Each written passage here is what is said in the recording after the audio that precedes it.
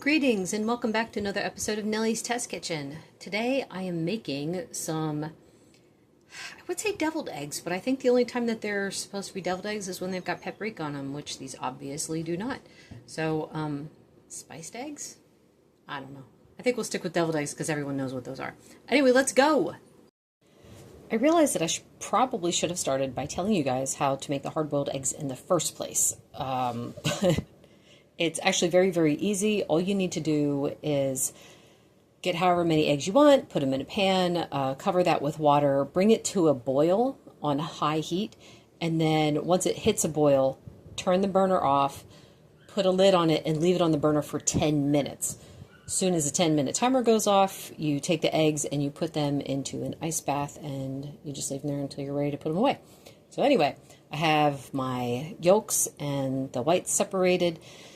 Normally, I don't ever measure this. I just throw it in and keep taste testing until it tastes right. But people always ask me how I make them, and so I'm like, well, maybe this time around I'll have actual numbers for you.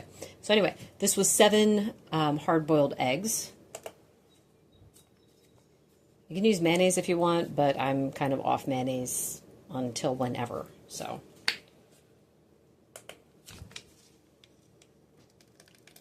Add some sour cream. We'll start with 1 ounce, which I think 1 ounce is 30 grams.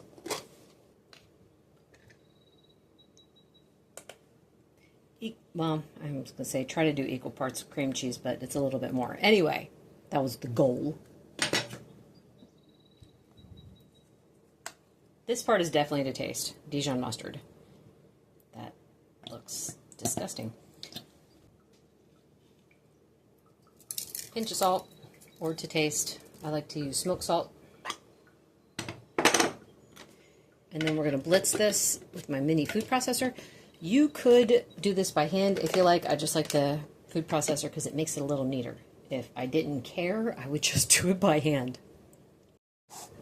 I can tell just by stirring it, it's a little bit dry. So I'm going to add some more sour cream. And just a little more cream cheese. Quick taste test.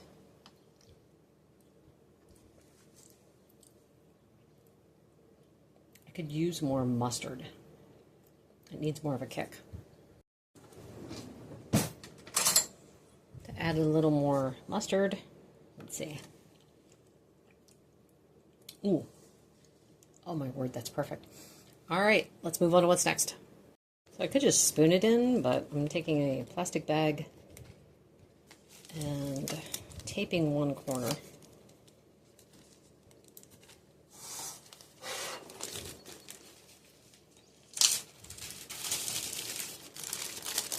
Put that in a cup,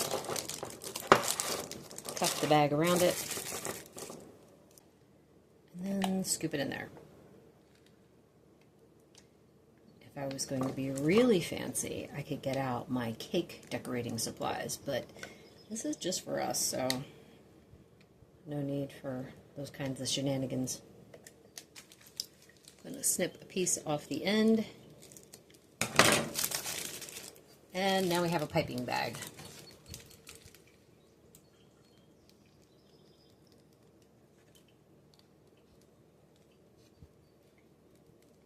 And if you have extra, just add more on, or more for me as a snack.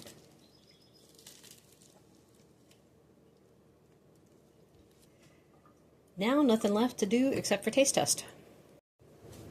Probably one of the fastest taste testings in the history of taste testing.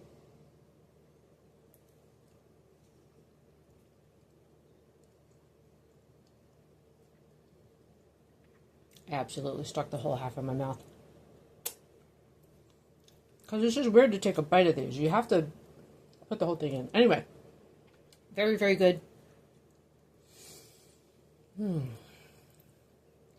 They're a little bit room temperature. I prefer mine to be like really, really cold from like straight from the fridge, but delicious anyway. Anyway, that is all for today. Thank you so much for watching. Bye.